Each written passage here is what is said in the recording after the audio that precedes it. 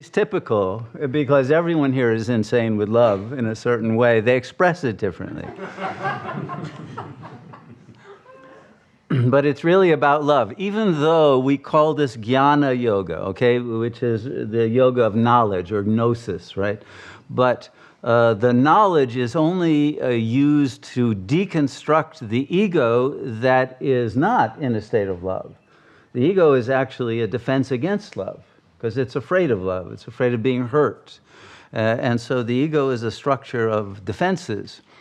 And those defenses are constructed out of language, out of thoughts. And so the way that we get to liberation is first we silence the mind, but you can't fight with the mind from within the mind. So you have to become interested in who you are, who is witnessing all of those thoughts that are defenses against love. Recognize that they're not you, and that you as the witness have the right to turn toward your source. Disidentify from both body and mind, because they are simply vehicles and programs that you've used, and discover who is the real you, the real self, who is unborn and who has never left the state of blissful love, because that's the nature of our being. Even though the ego may have been traumatized and may have become cynical and dark and split and dissociated and full of delusional narratives, nonetheless, the real self is unchangingly blissful and in a state of unconditional, infinite, universal love. And so why not live in that state? But to do that, we need to use the mind for the purpose of recognizing the false self, disidentifying and disinvesting in its values, which are usually about something that isn't love, but money or whatever enjoyments of a sensory nature it can hold on to. But it's only in the letting go and the return to the emptiness that is beyond the mind, the superconscious self, that freedom and fulfillment are found. So that's it's a very simple path. It doesn't require techniques. It doesn't require a tremendous amount of rituals or any kind of approach that requires a mental process. It's actually letting go of the mind, because the self, the real self, does not think, does not need to think, because the real self already knows whatever it needs to know. And knowledge will drip down from the superconscious into the conscious mind when needed, if there is a bond of love with that infinite intelligence that is the blissful self. So I'm not really one of the teachers here. I just deliver the teachings of other beings. So this past weekend, we had a visiting professor named Zhuangzi, who is one of the great Chinese sages. And he taught a couple of classes and has a very uncanny intellect. And those of you who are visitors, I recommend reading Zhuangzi and perhaps checking out some of the teachings that we have offered on that, from that sage. But tonight we're going to go to Persia and study a little bit from Rumi, who is our visiting teacher tonight. Okay, I bet everyone has already read some Rumi. Does everyone know Rumi? Okay, this is from a book of a translation of the Rubais, which is a kind of Persian haiku. And it's titled Insane with Love. So that's the key, to be willing to be insane. And as Zhuangzi said on Sunday, think recklessly and outside of the box. And don't allow logic to stand in your way. So I'm going to read a few, and particularly ones that I thought most interesting for those who are relatively advanced on the path. And you know, if you don't speak Farsi, I guess was the original language, and you have to read a translation, you can never trust that it's accurate. So I'm assuming that something is always lost in translation. But I think we have a key point, whether it's in the original or not, I think a very important point.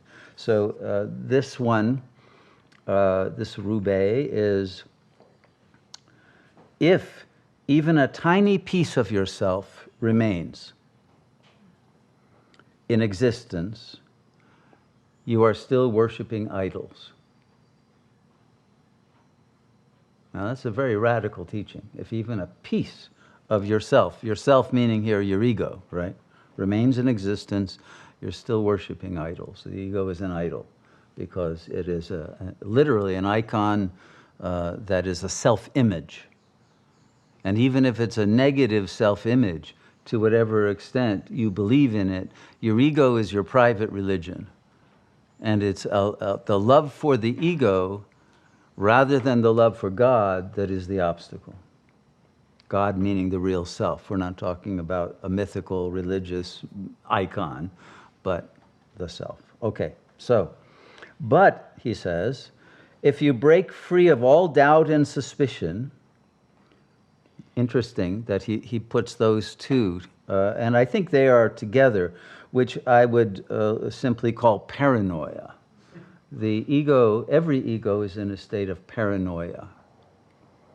Now, because it is egocentric and it is in a state of distrust because of the ways that you have been hurt before, and the ego wants to protect you from being hurt, it is always going to have a slight doubt or a distrust in any situation that is going to take away your peace. So, and there will always be that suspicion. So our job is to go from paranoia, which the word means, noia from nous, or the noetic field. You've already heard that word. It means mind in Greek. So paranoia literally means you're out of your mind in a fallen way. You're in a delusional state. If you have any anxiety, any fear, any doubt, suspicion, all of that, which we're born to believe we should have to protect ourselves, then we're in a paranoid state. The function of yoga is to bring us to liberation from paranoia into metanoia, right? Which we're still out of our mind, but we're insane with divine love, not with fear and anger and confusion and delusion, right? Okay, so if even a tiny piece of your ego remains in existence, you're still worshiping an idol. But if you break free of all doubt and suspicion only with the acts of reason, then you create a new false idol called self-confidence. Now, that's very interesting.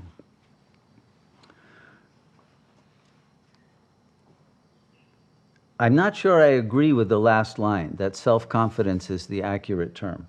But, and I also would say this, if you only use the acts of reason, you cannot break free of doubt and suspicion. You cannot, because reason itself is always weighing on the scales whether a situation is reasonable or unreasonable. So to be reasonable means to have doubt. You can't reasonably be sure of anything.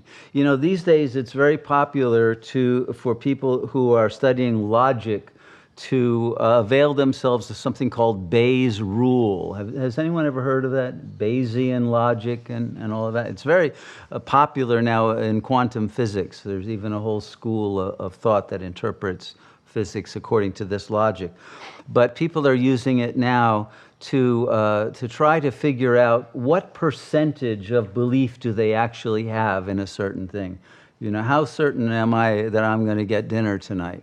Well, I don't know what percentage I would put on that, or even if I won it, what percentage, But you could put a percentage on everything. What percentage do I put on the sun rising tomorrow? Maybe a slightly higher. Not here, often it won't happen, but in other places without so many clouds, you will see it. But the doubt is always there. There's never 100% certainty about anything, right? So long as you're in a state of what is called reason to the human ego, it's in a two-valued state of logic, where something's either true or false. And therefore, in that state, you're always going to have doubt. So you cannot break through only with the acts of reason. You have to use love and acceptance, a radical acceptance that everything that happens is benevolent.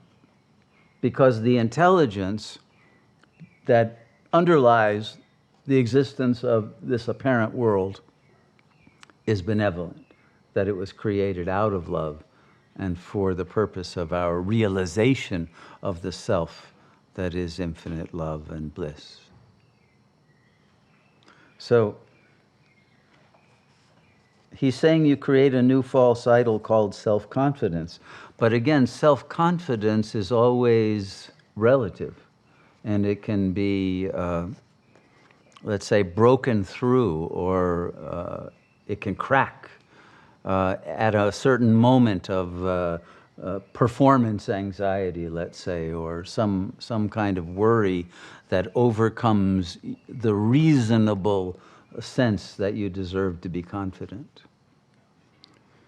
So self-confidence is never certain because the ego is a state of lack.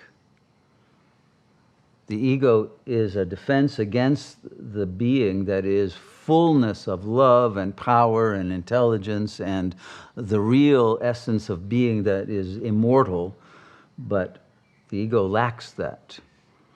And therefore its self-confidence is always a crust over a sense of inadequacy and unreality. So if we are going to break through that, it cannot be done only with reason. Reason can get you to that point where you realize it is essential to break through. But to break through, you have to take a leap of faith until you make contact with the real self and feel the bliss. And that leap of faith has to be based on love. That makes you willing to take that leap.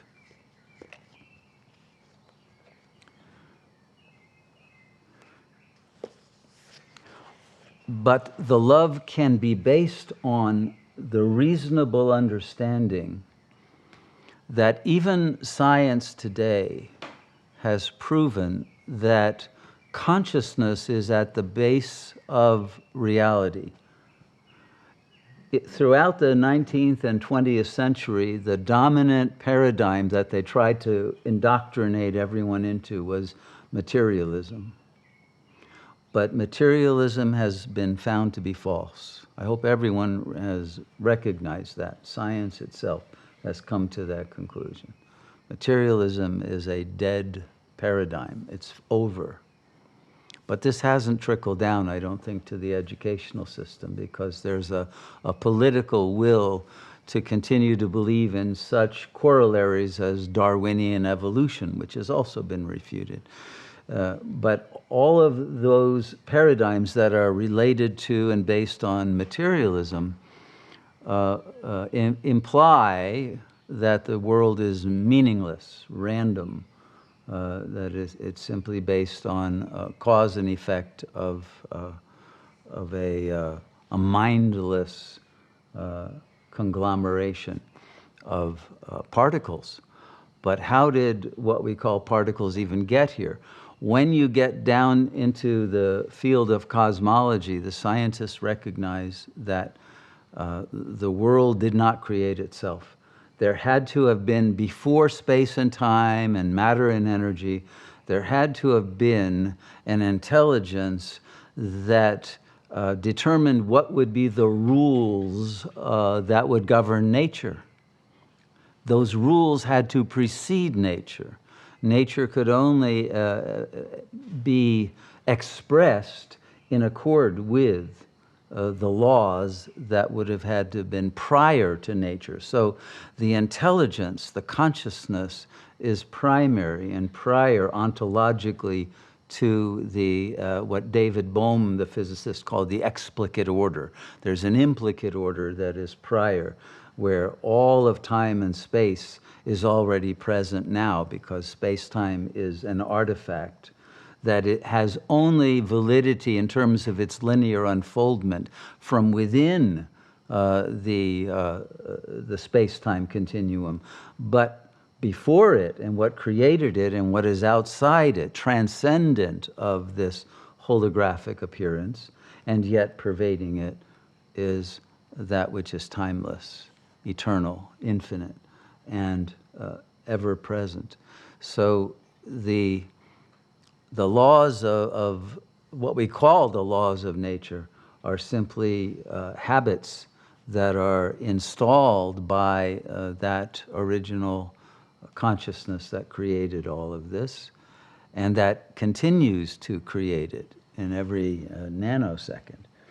So we are in a state where, if we don't want to worship idols, and we recognize that the human mind and the language that is embedded in this world and developed in order to navigate through an illusory world, or at least a secondary phenomenon that comes as a result of the expression of a higher intelligence, that level of our minds is not adequate to understand the real. But the good news is that we have access to the direct realization of that Supreme Self, because we are all expressions of that. And the real meaning of the word I is that one I am, that is the intelligence that has brought all of this into being. And everyone can use the word I for themselves, but that I should not be confused with the I thought that relates to the body. The real I is the I of pure awareness. And that pure awareness, once it lets go of all the beliefs that have weighed you down and created baggage of doubt, suspicion, paranoia, etc., once you've let go of all that, that pure awareness realizes itself as blissful and complete and whole and transcendent, as well as immanent.